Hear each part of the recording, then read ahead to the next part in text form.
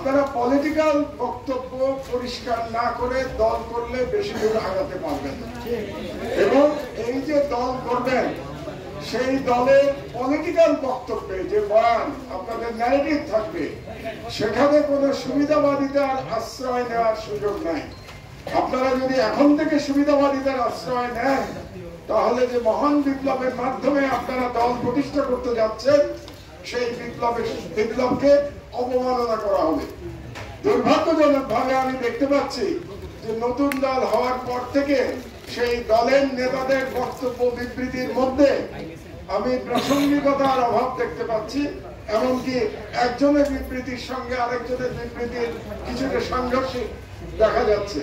কাজে এটা খুব দুর্ভাগ্যজনক, কারণ আপনারা যারা নতুন দল করছেন তারা তরুণ বিপ্লবী, তাদের চিন্তার মধ্যে কোনো অস্পষ্টতা থাকা উচিত হবে না।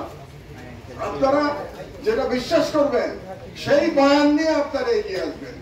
এখন আপনারা যদি সেই বয়ানের মধ্যে কোনো কারচুপির চেষ্টা করেন, তাহলে মনে হবে যে বাংলাদেশে যে ট্র্যাডিশনাল রাজনীতি চলে আসছে গত 54-55 বছর ধরে, এবং যার পরিণামে বাংলাদেশে ফ্যাসিবাদের উত্থান ঘটেছিল, আপনারা সেখান থেকে বের হতে পারেন নাই।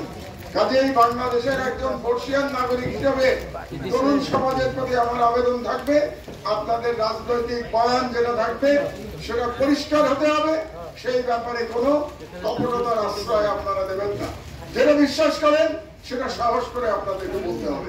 আপনারা সবাইকে সন্তুষ্ট করবার চেষ্টা করবেন না।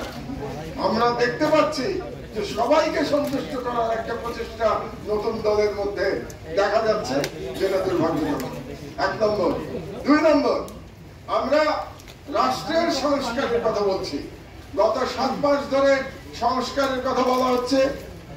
প্রধান উপদেষ্টা বলেছেন সংস্কার সম্পন্ন হলে রাজনৈতিক দলগুলো যে সংস্কারে সম্মত হবে, ঐক্যবদ্ধ পোষণ করবে, সেগুলো শেষ করে দিয়ে নির্বাচন হবে।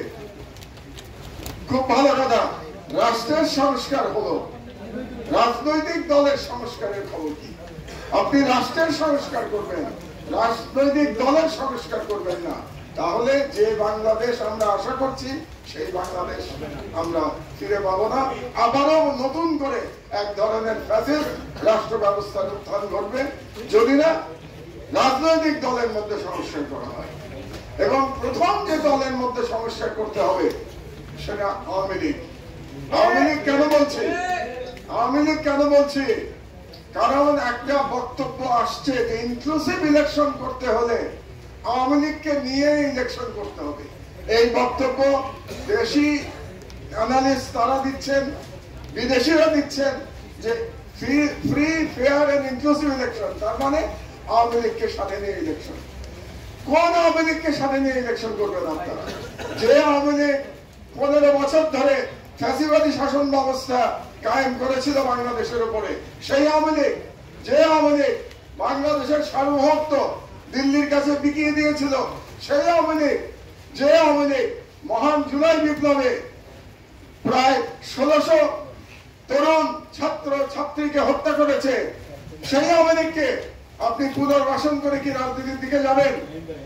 এটার প্রশ্ন উঠতে পারে না বিপ্লবোত্তর বাংলাদেশে।